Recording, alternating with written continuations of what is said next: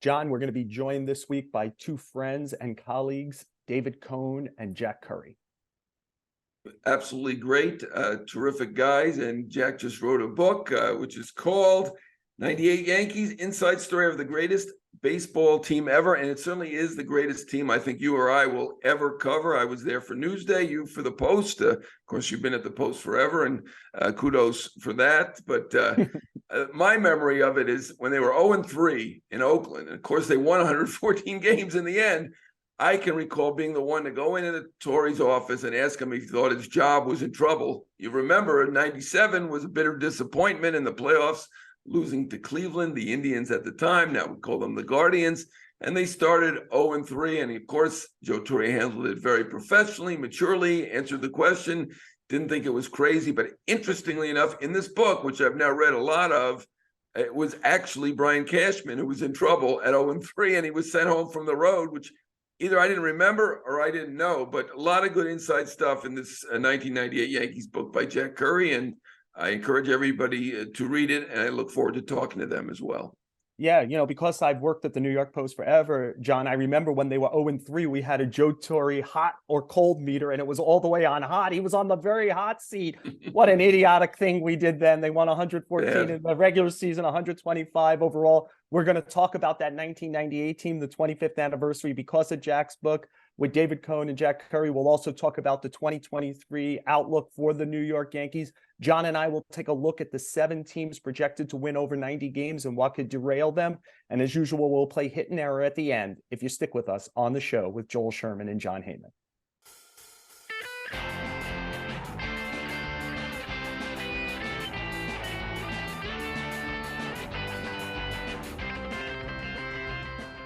Well, we come to you, the show with Joel Sherman and John Heyman. John is in Florida. I'm in Arizona. So we've got the both the Grapefruit and the Cactus League covered while we're sitting here. And we're getting, obviously, each day closer to March 30th, the beginning of the season, John.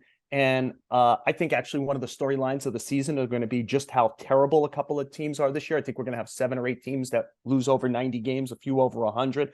I mean, there are some dreadful teams, Rockies, subliminal message.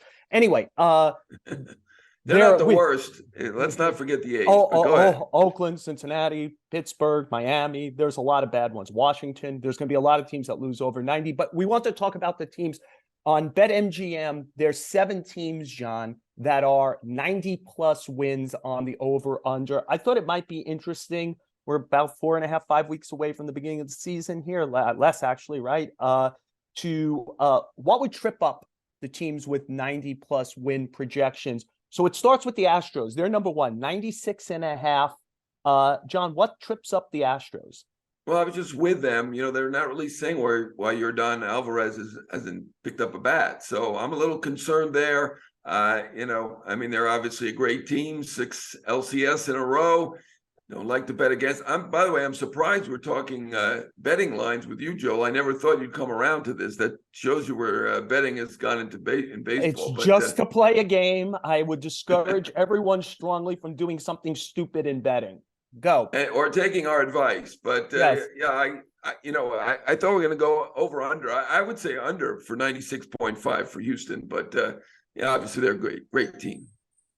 Yeah, when I look at them, their first layer of talent, they completely turned over pretty much the 2017 champion. All the young pitching they brought in, Javier, Valdez, etc. You mentioned Yordan Alvarez. He isn't on the 17 team. Kyle Tucker, Jeremy Pena. They've done a great job. But I think their Achilles is if they get injuries. Their depth isn't as good. And we will see. There was this feeling of, they only got slapped on the hand with the sign stealing. They didn't have their own first and second round draft choices in 2020 and 2021.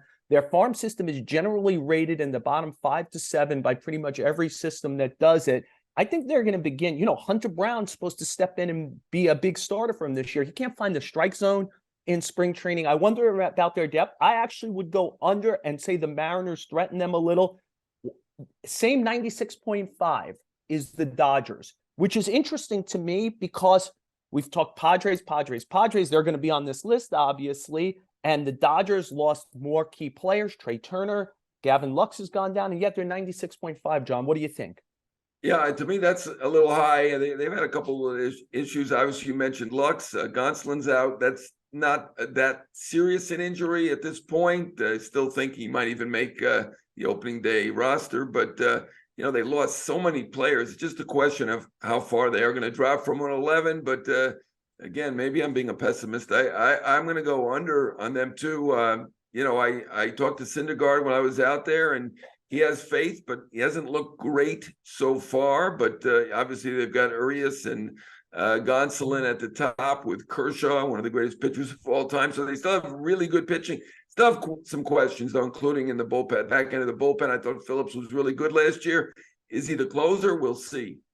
Yeah, I talked to a scout who watched Syndergaard the other day and said topped out at 94 and has become kind of like a sinker ball contact pitcher. I know he keeps talking about getting back to 100 fastballs and 92, 93 sliders. It hasn't happened.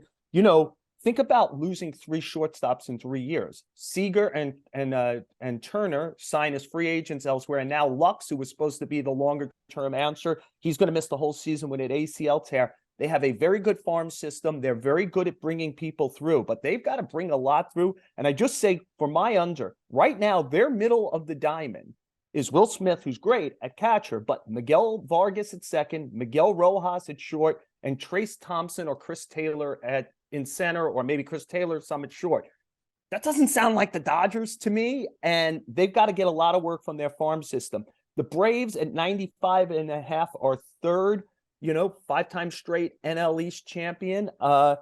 Again, I find this a little bit like the Padres with the Dodgers. We talked all offseason Padres Mets, and yet this system, MGM bet MGM 95.5 for the Braves.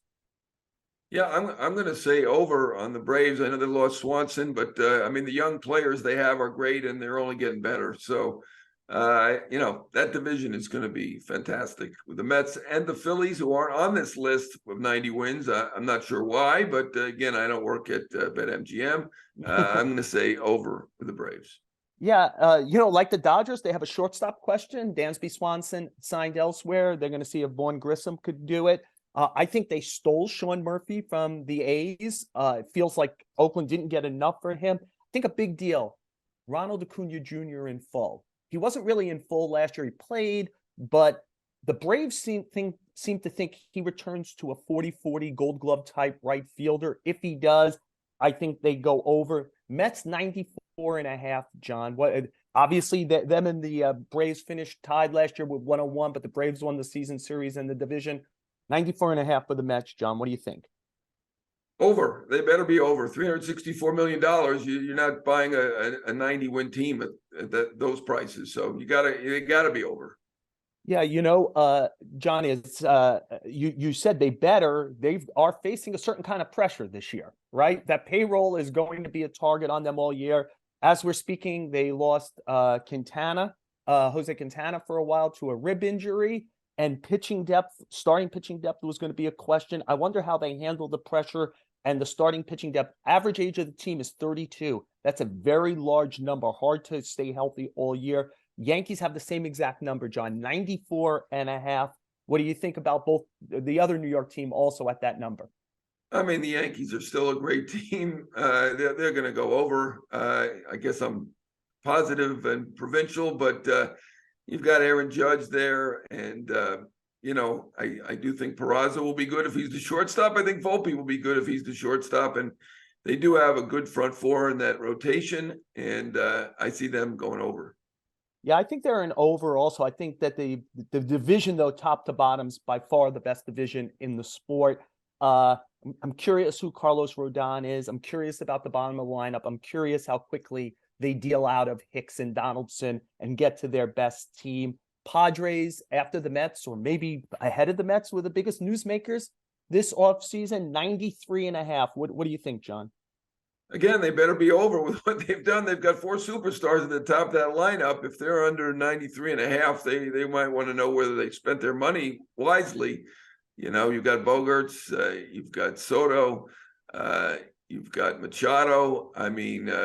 This is just a terrific, terrific team and a very good clubhouse. We know they added Carpenter, they added Cruz, they added some good people in that clubhouse. I think this is a very good team, should be better than 93.5. Yeah, I think that they should be over also, but like the Mets, I think they have that pressure associated and a target on them. I think like the Braves and the Dodgers kind of know how to play 162 and win their divisions. I want to see the Padres actually outdo them. I wonder about their rotation also. We've seen Seth Lugo a lot, depending on him to be a starting pitcher. Nick Martinez, are those starting pitchers? A lot of, you know, I would wonder about the health, Waka, Snell, Darvish during the season, but I think they go over. Blue Jays, they're number 7 on our list, 91.5. What do you think? Yeah, I mean, I think that's about right. They've, to me, underachieved on occasion. I think Bassett is a nice add. The rotation looks solid, but I'd lean under on that number 91.5, just based on what we've seen in the past from them, not quite living up to the predictions. Yeah, I think since you can't win a half a game, I know that it won't be exact. I think this is right about the number, 91, 92. I think that's who they are. I think they made a good trade for Varsho in the offseason. They try to get more left-handed with Belt and Kiermaier. Can those guys stay healthy? I think they have an overall depth issue. Back of the rotation, back of the bullpen, depth behind the starting group if guys like Belt and Kiermaier get hurt. I think it's just about at the right number. John, the team the Blue Jays are going to try to outdo in the AL East is the defending division champion. That's the New York Yankees. We'll be talking about them and a team from 25 years ago with our guests, David Coney and Jack Curry, if you stick with us on the show with Joel Sherman and John Heyman.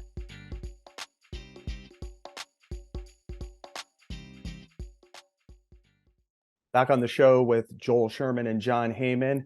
And we're trying something new on the podcast, and David Cohn's the right person to do it with because David was part of our only live podcast we've ever done and part of the only 4-person podcast to this point at the live podcast we've ever done. And so David Cohn from Yes and ESPN, of course, won a great pitcher for the Yankees, Royals, Blue Jays, and his partner at Yes, Jack Curry. We're having them on for a specific reason. Jack Curry's book, and I get to call it outstanding book, The Inside Story of the Greatest Baseball Team Ever, the 1998 Yankees. It's due out May 2nd. Jack was kind enough. I've already read the book, and I am totally biased. He's a dear friend of mine, but it is an outstanding book. He makes a familiar story new with a lot of interviews, including with David Cohn. So I encourage everyone to buy Jack's book. If you're a baseball fan, Yankee fan, there's so much in there that will take you back. And I'm wondering if I could take both of you guys back. It's the reason the book is coming out. It's the 25th anniversary of possibly the greatest team ever. Guys, when I say the 1998 Yankees, what do you think of? Maybe go first, Jack. I think of dominance, and that's kind of the story I tried to tell in that book. And thank you for that introduction, by the way. I think you just sold me a couple of more books, so I appreciate that. But I think of dominance, and all 4 of us on this call, obviously Coney pitched for that team. The 3 of us were around that team. And I just think of a team that wasn't okay with winning 2 out of 3. This team went into series thinking, let's sweep. And everyone can say they have that mentality. But guys, not only did I feel they had that mentality, I feel they did everything they could to execute and make that happen. Tino Martinez told me one great anecdote. He said it was the one team he's ever been on in his career where when he walked in the clubhouse, you never saw anyone lounging on a couch or in a chair. He said everybody was working. Everybody had a mission. Maybe Coney was talking to El Duque about the grip on a pitch. Mariano Rivera was with the bullpen guys. O'Neill and Tino were getting ready to go down to the cage. Jeter was working on ground balls. So to me, the word, Joel, is dominance. I'd have to concur with that. Absolutely. I mean, relentless too. I'd throw in one more word, just a relentless nature of that team and the overall depth of the entire roster is what strikes me when I think about 1998. You know, I want to ask both of you guys. First of all, Jack, fabulous book. I just started reading it last night and terrific. I don't know where you got all that dialogue. It's like you're sitting in the dugout or the clubhouse. I don't know how you did it. So great job. Not quite finished with it yet, but really, really fantastic. I do have a little bit of a question to ask you, though, because on the book jacket, it says it's the inside story of the greatest baseball team ever. And on my press release, it says the inside story of the greatest team in pinstripe history. So, I don't know if that's a conflict or not. Maybe it's both. Jack first, and I want to hear Coney on this. Where do you stand on this? Is it the greatest team in Yankee history, the greatest team in baseball history? And if so, why? Because look, I mean, sure, you won the championship 4 times, Coney, and all the rosters look great. What separated this team? Should I address the editing first? We did Yes. make an edit change, John. So yes, this is what it should be right here. I'm doing I don't know if you could see it. I'm doing a little talk coming up, but it's the greatest team in baseball history, because if we're going to talk about a great team and we want people to be interested, we're going to go that extra mile and say they were the greatest ever. Now, John, right off the bat, we all know it's so difficult to compare the 98 Yankees with the 27 Yankees or the 39 Yankees or whoever you think could be the best team ever. But what stands out for that team for me are a few things. No one ever won 125 games. And I realize with the extra rounds of playoffs, that wasn't able to happen in the past. But it has been able to happen for a long period of time, and no one's come close to 125. I go back to dominance. They led the major leagues in runs scored. They led the American League in fewest runs allowed. If you look at their starting lineup, everyone had an on-base percentage of 350 or over, and the reserves had better stats than the regulars. And what Coney said earlier, too, stood out for me, John. It's the roster construction, how everyone knew his job and everyone did his job. Can we say for sure that the 98 Yankees would have beaten the 27 Yankees? We probably can't say that, but I'm trying to sell a book, John, so I'm going to say Good job. It's nice to be in that argument, that's for sure. I've always answered that the same way. It's, I agree with Jack. It's impossible to sort of connect the dots and compare generation to generation. But I will say this, I'll take the 1 through 25 man roster over anybody in history. I'm confident in making that argument.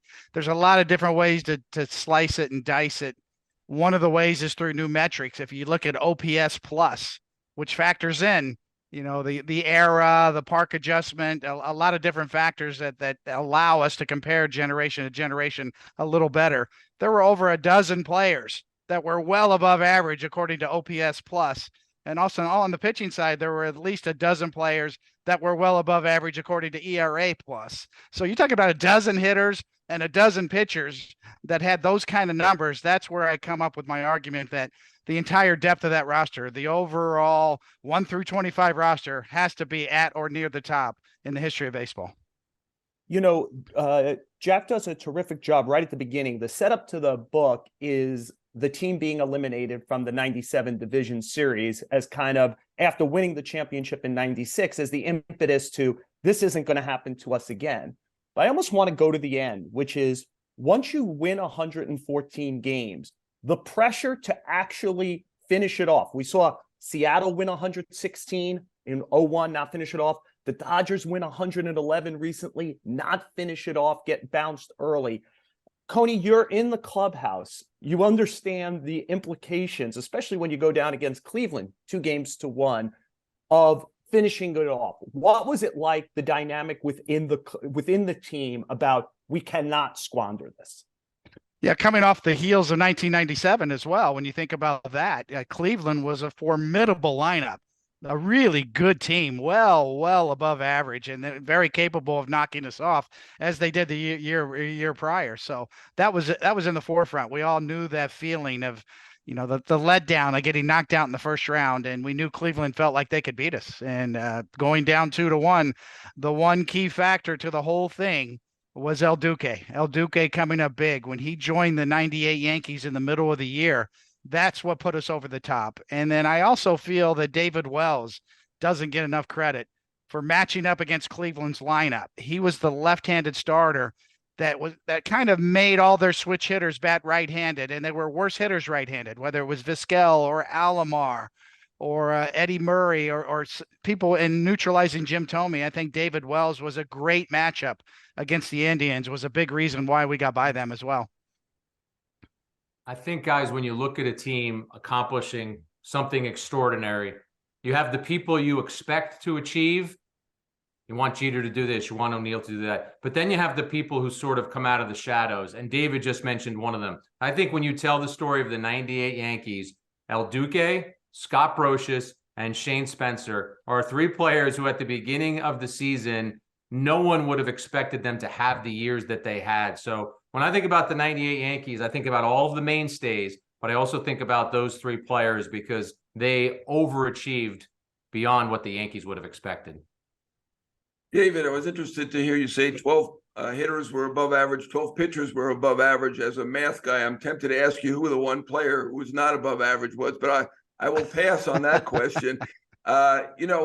Reading the chapters that I've read and very good stuff on Brocious and some of the surprise guys, the guy who's not really surprised was a hero of that season and threw a perfect game in that season. And you mentioned him was Boomer Wells. And, I think you, from the chapters I've read, you are a hero in this book. Not only did you win 20 games, but you kind of kept Wells on the straight and narrow as he's going to be. Is it exactly as it's laid out? You were kind of like the liaison because it sounded like Torrey and Wells were really not on the same page. One guy that Torrey really couldn't get through to him by himself, and he kind of used you to do that. Was it like that? And Jack and Dave, I also want to ask you first to Coney, was he hungover for the perfect game or actually drunk for the perfect game? Well, from back to front, yeah, he was hungover. No doubt about it. The thing you have to understand about David Wells is not only his background. He's legit. He grew up. His mother was Attitude Annie. She was sort of a member of the Hells Angels, or certainly around the Hells Angels a lot. That was his Little League. His Little League games were Hells Angels bikes around the Little League field. That's how he grew up. So yes, his father wasn't around. He had trouble with authority. He clashed with Joe Torre. There was a game early in the year, I believe, in Miami or Texas, I believe. I can't remember exactly the place, but Wells got thrown out of the game in the first inning or early in the game for arguing with the umpire. And I went up in the clubhouse and we came to blows almost. We almost got in a fight in the clubhouse. And then after that, Torrey ripped him in the press and Wells was ready to explode. And so that night we went out, had a couple beers, kind of talked it out. I told him to go in and have a meeting with Joe Torre the next day and kind of air it out. And then after that meeting, I went in and talked to Joe Torre, and Joe Torre was almost white, about what was said back and forth. And I said, Joe, let me have him. I got him. Let me have him. And from that point on, David Wells and I were tight. And I tell you what, and he's got a big heart. We became very close. I know he can be abrasive. I know he rubs some people the wrong way, but I became really close with him that year. I had the time of my life hanging out with David Wells that year in 1998. We had a hotel room away from the team hotel all year long. We had some of the best parties I've ever been around. He was one of those guys who couldn't sleep at night. Maybe 3 or 4 hours is all he could do. So he needed to be entertained. He needed to be sort of stimulated. And he just really thrived from that point on and became the best pitcher in the American League, maybe in baseball. From that point on, from the point on May 17th, when he threw his perfect game, that to the end of the season, he was the best pitcher in baseball that year. So, Joel, should I take umbrage with John saying that he read the chapter and then saying to David, is this the way it really was? The way it's laid out here? Come on, John. Of course it's the way it was. It's literary license. You just said you'd use literary license. When Coney said that Wells rubbed some people the wrong way, I was going to say, I'm sitting right here, David. I'm sitting right here. Yeah. Because he didn't almost come to blows almost with Joe Torre that year and other years. So, I think there's a transition point from the 98 team to the current team. And I think it's the Houston Astros. Because when I watch the Astros play, the team they remind me of is the 1998 Yankees. We talk analytics all the time, but I think there's two things that stand out about the Astros. One is the one that Coney talked about. They just have so many good players. Like, there's just no weak spot. I think of it like on your team, Coney, not everyone's going to make the Hall of Fame, but everyone's going to make the Hall of Fame ballot because they're good enough to make it. They're in the top 5 or 10% of players ever. That was the 1998 Yankees. Everyone was on the ballot. The other thing is they're good at playing baseball. In October, like, their pitchers execute. If a ball, like, I think about Alex Bregman as almost Derek Jeter. What do you need today? You need a ball punch to right field? I'll do that. You need power? I'll do that. You need a clutch fielding play? I'll do that. And that's the mountain the Yankees haven't gotten over yet. I wonder, either of you, both of you, do they remind you guys of that team at all? And can the Yankees ever beat them unless they start to mimic the 1998 Yankees and play baseball better? Coney, what do you think? Well, yeah, it's a great point. Well taken and well said. They defy sort of the analytics, and so did the Yankees of the 90s. And in terms of, there's something that the light switch does go on in postseason. There is something to that. I don't know how you quantify that with an analytic or a sabermetric formula. It just doesn't work that way. But they have a knack. They have a confidence that shows up in postseason. They've been there. They've done that. They know they're good enough. They feel it. They expect to win. Now, how do you put a number to that? Well, championships. That's how. And wins and postseason success is kind of how you do it. And everybody always says, well, postseason's a crapshoot. Trust the process. Just get there. The more times you get there, eventually you'll break through. Well, there's something else there that we can't quite put our finger on. The 90s Yankees had it, and the Houston Astros of this era, they have it as well. The continuity of the roster, the confidence of the players, they just feel like, in big games, they're calm. There's a calmness about them. Emotionally, their emotional IQ is really great in postseason. And I think that pays dividends, even though I can't show you a number or a metric that proves it. I agree with Coney, guys. I think it's the postseason pedigree. And I do believe that when you get into a short series, a lot of different things can happen. But when the Yankees were challenged in 98, and Joel, you and I talked about this, and David already mentioned El Duque, but their one moment where disaster was one loss away. What did they do? They reeled off 7 straight wins, and they outscored the opposition something 64-25 or something like that. So in their moment of distress, they excelled. And Jeff Nelson told me something interesting that I included in this book. He was on the 98 Yankees. He was on those 2001 Mariners that you referenced, who won 116 games. And he said that the Mariners did not close the deal because too many guys, when the postseason lights went on and they had not had that experience, he said too many of them faltered. Yeah, I had my 2 cents. It's not very analytical of me for a math guy, but I think it was the clutch pitchers on that team. Add El Duque to David Wells, to David Cohn, to Andy Pettitte.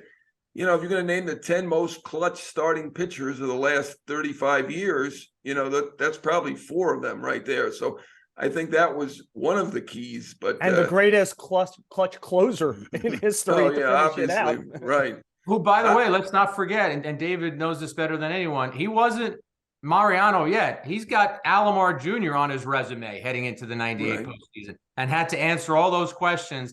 And then I should know this because I wrote the book, but his 98 postseason numbers were ridiculous. I think he faced 57 batters and gave up 6 hits or something like that. So that was Mariano's reminder to everybody, get used to this for the next 15 years or so.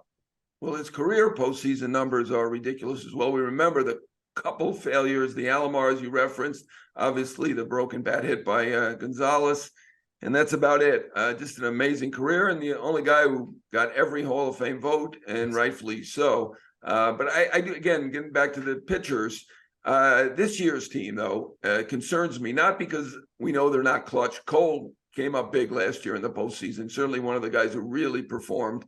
And, the other guys have got questions, though. So I'm a little concerned, and I know you guys obviously follow this team very closely. Rodon was throwing 93 in his first start. Should we be concerned about him? Severino's got the injury history, and, of course, Cortez, fantastic last year, but can he do it again? What do we think? I mean, optimally, these 4 could be great. Will they be great? Go ahead, Coney. You're the pitching expert. You go first. Well, I'm not worried about Rodon as of yet. Although he does rely on velocity, and the secret to his success has been the simplification of his delivery, the simplification of raising his arm, throwing 4-seamers more often at the top of the zone. So obviously he's going to rely on life and velocity more than other pitchers. So yeah, that's something to follow. It's a valid point. The one thing I think about with the Yankees and their overall pitching staff is the overall depth. I think they thinned out a lot of their minor league depth and trading for Frankie Montas last year or other trades that they made. And I'm wondering about the next 5 starters that are in line. And I say it every spring, but I think it's really important. Okay, what happens if Nestor Cortez goes down or Rodon goes down or somebody? Garrett Cole's the last guy I worry about. He's so durable. I think that's probably what makes him as valuable as anybody, because you just count on him being ready every 5 days.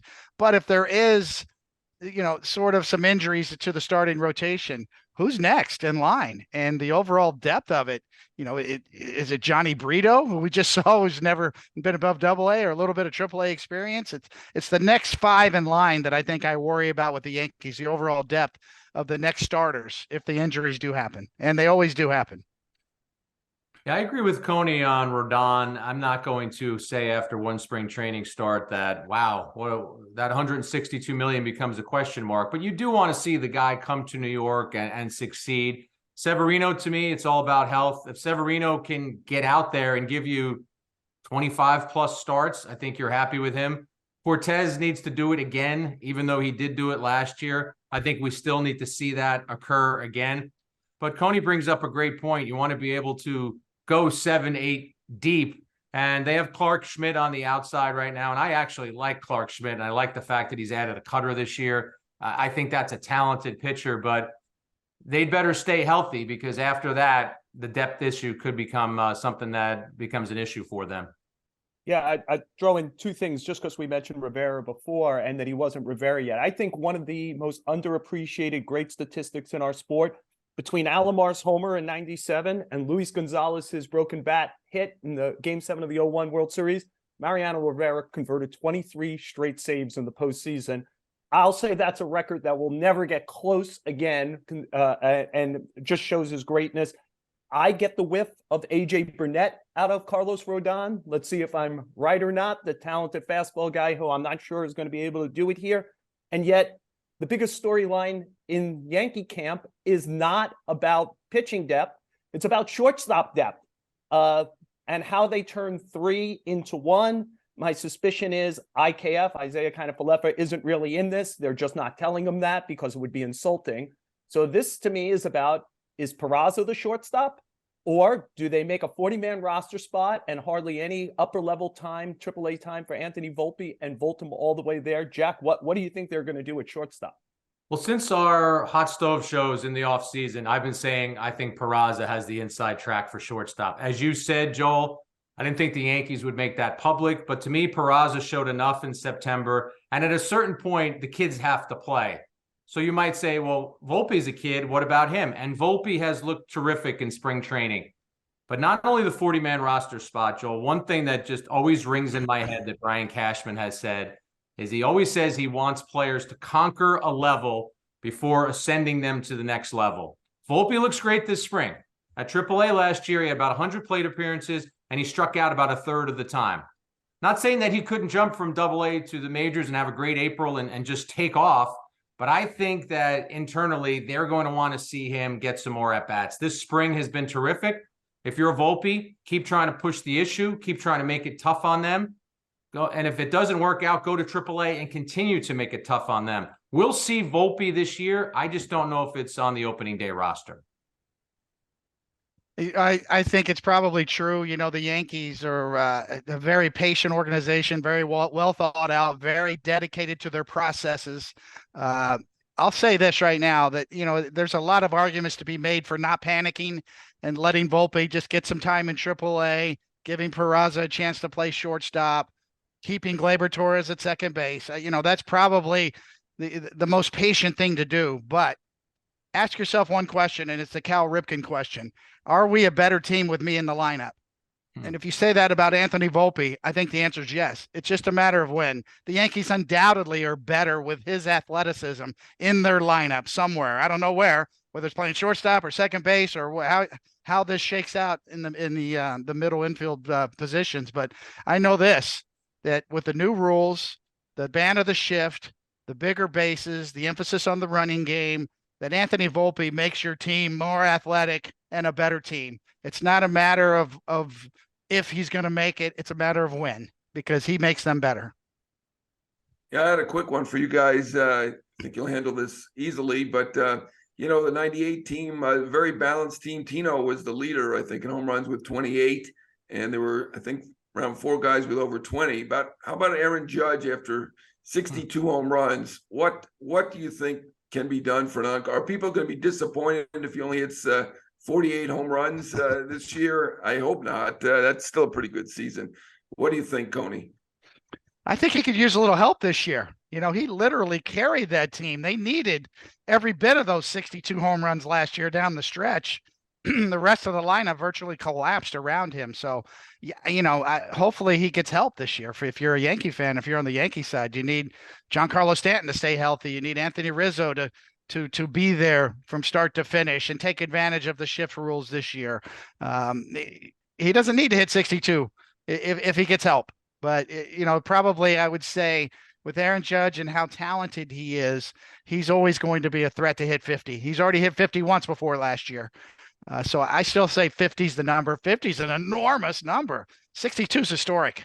I don't know how you know, there has to be a regression of some sort from Aaron Judge this year. It would be, just ridiculous if he could back that up with another 60+ home run year. I mean, that would put him in another stratosphere in terms of, historically speaking, where he fits in among the legends of the game. But he needs some help. I think that's what I'm focusing on. What are the combined home runs of the Yankees' big three? How many does Giancarlo hit along with Aaron Judge, and maybe throw Anthony Rizzo in that mix? What's the combination of their home run totals? We all study history, and I know Judge is his own player, and he's a tremendous player, a prolific hitter. But Ben Hoffman of the New York Times did he ran the numbers, and in the year after a player hit 60 or more home runs, Coney just mentioned regression. The average drop-off was 16 home runs. So imagine that. If Judge hit 46 home runs, would anyone be disappointed? We shouldn't be, because that's still an unbelievable number. No other player even hit 46 last year, I don't believe, right? It was Schwarber in the low 40s, I think. So, but Coney brings up a great point, as always. He needs some help around him. Stanton needs to stay on the field and be able to get his at-bats.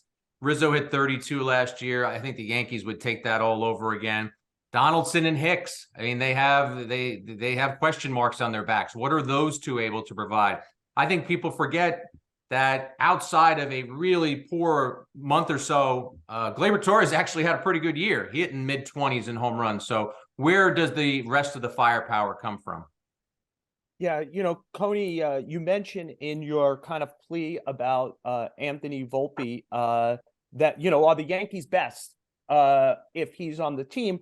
I would go back to that larger thing. Unless they get better at baseball, they're not going to beat the Astros. And Anthony Volpe and Peraza and Bader, if he could stay healthy, they need to just generally be better at baseball. And that also, this is where I'd wrap it up with you two guys is, you know, part of that is new rules that should enhance those kind of players. You know, you need rangier middle infielders. You need speed on the bases. We've seen about 10 days or so of spring training as we're sitting here and talking. Guys, what do you think of the new rules? Jack, you first. I love them. I've had the chance to call 2 games of spring training, and I will tell you that the pitch clock, it makes the game move, and I'm a fan of it. We all know Pitching Ninja on Twitter. I thought he did a great side-by-side video 2 days ago, I believe. He had Chris Bassett pitching for the Mets last year and Chris Bassett with the Blue Jays in spring training. And in the time that he threw 3 pitches in spring training in a regular season game with the Mets last year, he hadn't thrown 1 pitch. He was staring in for a sign. The batter was stepping out. He was looking in for a sign again and going like this. The batter was adjusting his glove. So if anybody wants to say, man, I really hate the pitch clock, watch that. What did you miss? Only Mrs. Bassett wanted to see Chris Bassett going football depth. I'm a huge fan of that. And I like the potential emphasis on more running, as David was just talking about. Theo Epstein, I believe, has been so eloquent about discussing these, and it's been about action. Let's get some action back on the field. Let's see the athleticism. So huge fan of the pitch clock. Definitely a fan of larger bases if it increases the athleticism in the running game. I didn't think I would be a fan of eliminating shifts because I like the idea of a player trying to conquer the shift. I know I have Paul O'Neill in my brain talking about what his approach would have been. But now that I see it in action, I'm actually okay with the elimination of extreme shifts as well. Well said. I love it. I think, the first thing that I've noticed is that 20 seconds with nobody on base is a long time. I think the hitters and the pitchers are getting used to it. The hitter, you still have time to step out for a minute. You still have time to adjust your batting gloves to get down to the 8-second part. 12 seconds is a long time from 20 to 8 seconds. So you have more time than you think. I think that natural rhythm will settle into place. And certainly from a pitching standpoint, the ability on pitch comm, if you are a Chris Bassett, which is a great example, to call your own pitches is a game changer on the pitching side of things. So once we get the adjustments down, all the dead time will be eliminated. It will be a better quality game. Certainly there's going to be some bumps in the road. There's going to be some calls that potentially are going to be controversial, but that goes with the territory. As far as the shifts go, yeah, it's sort of the A words, right? The algorithm is getting replaced by the athlete, and that's kind of what we want. I mean, well, boy, that was a great algorithm that had that shortstop over on the right side of second base. So you hit a ground ball right at him. Well, all right, that was great. But algorithms don't sell tickets. Athleticism does. So certainly a diving play, as Francisco Lindor, great shortstop for the Mets, has talked about. I want to show off my athleticism. I want to dive for that play. I don't want to be standing there because an algorithm told me to stand there. So we're going to see how that pays off. It's interesting. It's more entertaining. That's what we're talking about. It's an entertainment business. So all of these rules are designed to create more entertainment. Let's give it a chance and see how it works out. Well, guys, John and I want to thank you both for being with us. David Cone, the insight you see here, you get it all the time on Yes, ESPN Sunday Night Baseball. Jack Curry is also on Yes, but I want to close it by just pointing out again, I've already read the 1998 Yankees, the inside story of the greatest baseball team ever, out May 2nd. This is not some clip job where Jack went back and took quotes from 25 years ago. There's all new interviews in this book. El Duque, Tino Martinez. I think the star of the book is Jorge Posada. His insights are terrific. His passion, like when he was a player, is terrific. I can't encourage people enough to go out and buy the book. Baseball fan, Yankee fan, you'll get a lot out of it. David, Jack, thank you so much for joining us on the show with Joel Sherman and John Heyman. Thanks for having us, guys. Thanks. John, to wrap it up, we always play hit or error. We are always trying to guess hit or error from the other one. Hit or error, John? I'm going to call this a hit. I don't know if anybody would call this a hit, but I loved having Coney and Curry on the show. It sounds like a good show together, Coney and Curry. But I thought I finally got my answer to whether David Wells was drunk or hungover for his perfect game. Hungover, I do believe Cone. He's a very honest fellow. If he was actually drunk for that game, he would have told us. I also don't think it's probably possible to throw a perfect game while you're drunk, but it's still a pretty good accomplishment to do it hungover.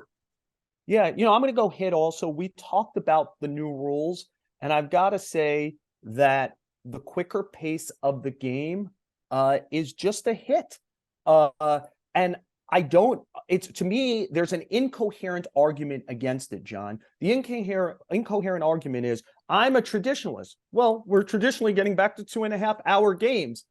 We're cutting fat. Did you really enjoy watching a guy walk around the mound or fix his batting gloves? What is it in the hour that we've lost that you feel we've missed? And I agree with what David Cone said. When you're actually at these games, you realize when guys are forced to work quickly, 20 seconds is plenty of time. 15 seconds is plenty of time with a guy on. We're just playing the game again, like the game that we grew up with. Yeah, I mean, it's great for the fans, and it's great for us with the deadlines, as I pointed out many times. But, I think the old-time players are going to miss the cat and mouse game and things like that. That's not really seen by the fans. So it is much better. It has been funny to watch the adjustments. I mean, Xander Bogaerts is rushing to catch a plane to leave in the second inning to go join his Netherlands team. And here he gets a time violation. He just kind of laughed about it at the end. But, it's been something to watch. And again, I keep my eye on the Red Sox for the winner in the most violations. They've been historically slow. I know people blame the Yankees and Red Sox, those are the long games, but it's Boston. They're the ones.